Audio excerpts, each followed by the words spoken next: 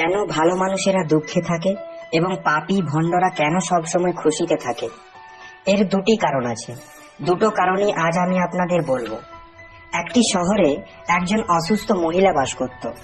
তার 3টি ছোট ছোট মেয়ে ছিল। অনেকদিন আগেই তার স্বামী মারা যায়। আপনি যদি এই গল্পটি শুনতে চান তাহলে পুরোপুরি শুনুন।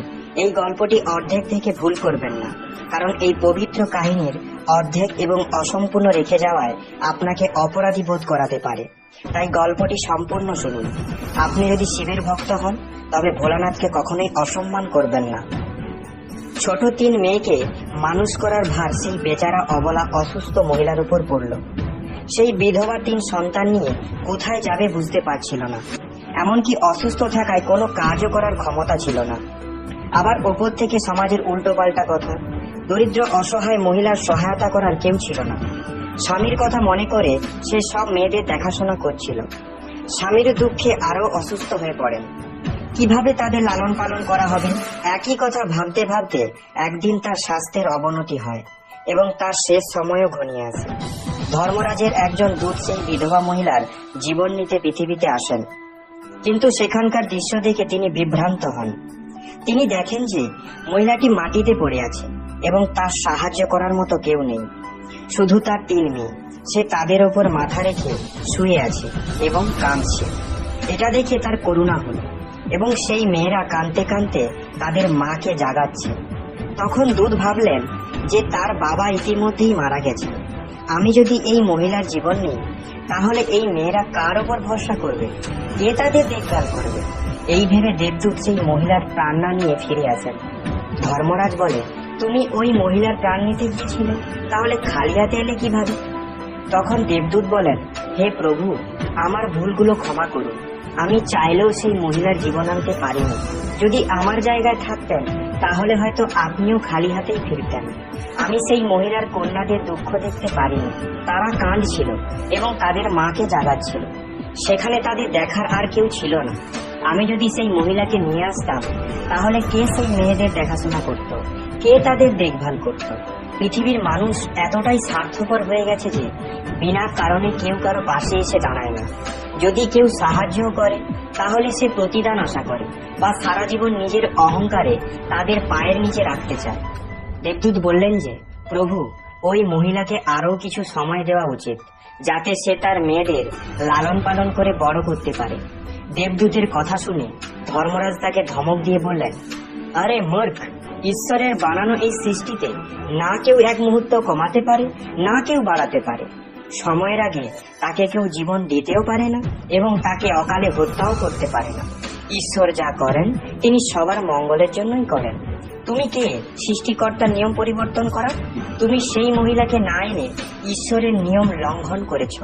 তুমি বড় অপরাধ করেছ, তাই তোমাকে এর পরিণতি ভোগ করতেই হবে।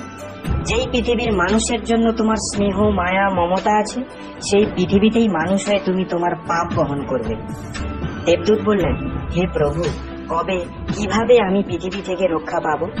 ধর্মরাজ বললেন, পৃথিবীতে যাওয়ার পর তুমি তোমার মূর্খতা দেখে 3 বার হাসবে, সেই সময়ই কেবল তুমি উদ্ধার পাবে।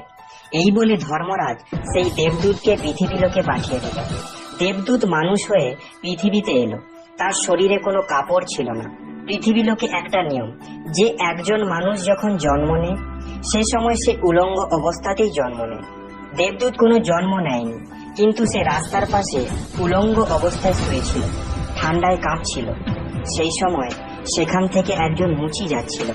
ওই মুচি তার বাচ্চার জন্য শীতের পোশাক কিনতে যাচ্ছিল। পথের মধ্যে এক উলঙ্গ লোককে ঠান্ডায় কাঁপতে দেখে মুচির করুণা হলো। তিনি তার সন্তানের জন্য তো কাপড় কিনলই না, উল্টে ওই দেবদূতের জন্য কাপড় এবং কম্বল কিনলেন, আর ওই কাপড় এনে সেই দেবদূতকে দিলেন। দেবদূত বললেন, ভাই, আপনি আমাকে কাপড় দিয়ে অনেক বড় উপকার করেছেন, কিন্তু আমাকে কাপড় দিয়ে তো আপনি আমাকে ঠান্ডা থেকে রক্ষা করলেন, কিন্তু আমার না তো কোনো ঘর আছে, না তো কোনো পরিবার, খাবার কোথায় পাবো তা জানি না। তখন মুচি বলল, হে ভাই, আমার বাড়িতে চলুন, আমি আপনার যাবতীয় খরচ তুলে নেব। এবং সেই মুচি দেবদূতকে নিয়ে বাড়িতে পৌঁছে গেল। ওপাশে মুচির স্ত্রী দেখলেন তার স্বামী তো বাচ্চার জন্য কাপড় আনতে গিয়েছিল, তিনি কোনো জামা কাপড় নিয়ে আসেননি, উল্টে একজনকে বাড়িতে ডেকে এনেছে। স্ত্রী তার স্বামীর সাথে ঝগড়া শুরু করে এবং তাকে গালিগালাজ করতে থাকে। এটা দেখে দেবদূত উচ্চস্বরে হেসে উঠলেন। মুচি জিজ্ঞাসা করলো, আরে ভাই, হাসছেন কেন? কি এমন দেখলেন যে হাসছেন? তখন দেবদূত বললেন, ভাই, আমার এই হাসির রহস্য আমি আপনাকে বলতে পারবো না, সময় হলে তখন আমি নিজেই জানাবো। দেবদূত মুচির বাড়িতে থাকতে শুরু করে এবং কিছুদিনের মধ্যেই মুচি সমস্ত কাজ শিখে যায়। দেবদূতের তৈরি জুতো ও চপ্পল ভালোই বিক্রি হচ্ছিল। কিছুদিনের মধ্যেই মুচি ধনী হয়ে গেল। তার জুতো বহুদূর পর্যন্ত বিখ্যাত হয়ে গিয়েছিল, এমনকি রাজা মহারাজারাও তাকে জুতো বানানোর আদেশ দিতেন। যখন থেকে দেবদূত তার বাড়িতে এসেছিল তখন থেকেই তার ভাগ্য উজ্জ্বল হয়ে গিয়েছিল। টাকার কোনো অভাব ছিল না, সবকিছু ঠিকঠাক চলতে লাগলো। একদিন ঘটলো একটা ঘটনা। রাজার এক সৈন্য চামড়া নিয়ে মুচির কাছে এলো এবং বললেন, দেখো, আমাদের রাজা এই চামড়ারই জুতো পরতে চান। এই চামড়া খুবই মূল্যবান, তাই এক জোড়া জুতো সঠিকভাবে প্রস্তুত করো এবং এই চামড়া যেন একটুও নষ্ট না হয়। এই কথাটা ভালোভাবে মাথায় রাখো যে এই চামড়া দিয়ে শুধুমাত্র জুতোই বানাবে, ভুল করেও তার চপ্পল তৈরি করবে না। এই বলে রাজার সৈন্য চামড়া দিয়ে চলে গেল। অন্যদিকে মুচিও দেবদূতকে বুঝিয়ে বলল, দেখো, এটা রাজার কথা, এতে যেন কোনো ভুল না হয়। চামড়াও কম আছে, তাই চামড়া যেন নষ্ট না হয়। জুতোর কথা যদি বলে থাকে তাহলে জুতোই বানাতে হবে।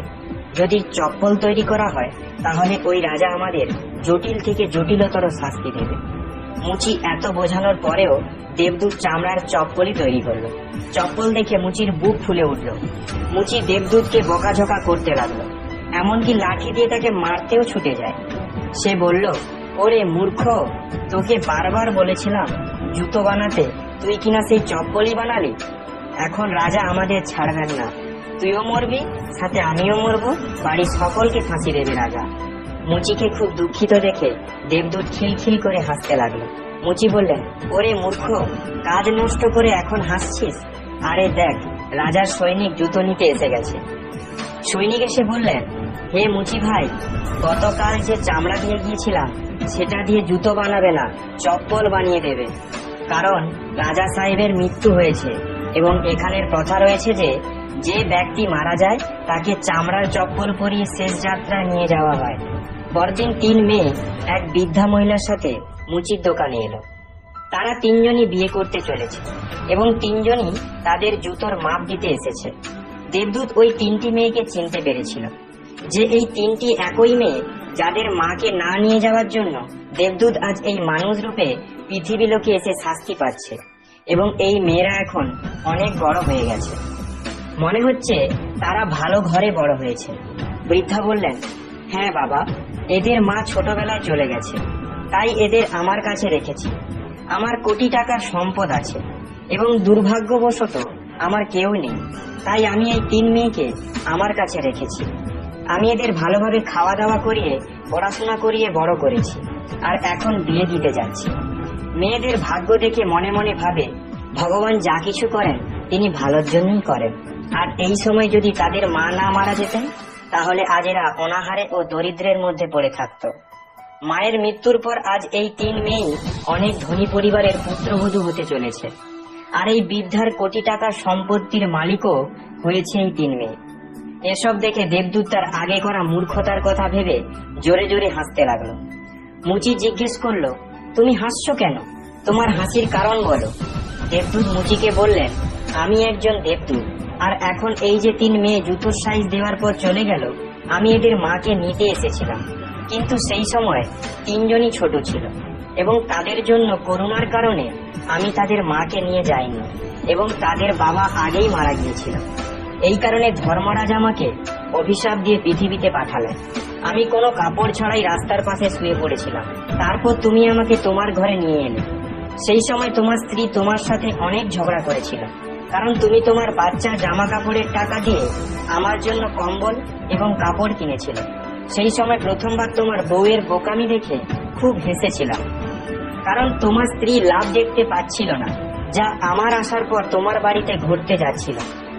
কিন্তু দ্বিতীয়বার যখন হাসি এলো, যখন রাজার জুতো না বানিয়ে রাজার চপ্পল বানিয়েছিলাম, আর তুমি লাঠি নিয়ে আমার পেছনে ছুটছিলে, তখন তুমি রাজার কথা ভাবছিলে, কিন্তু তুমি তা জানতে না যে রাজার সাথে কি ঘটনা ঘটতে চলেছে, যার কারণে রাজার জুতোর চেয়ে চপ্পলের প্রয়োজন বেশি ছিল।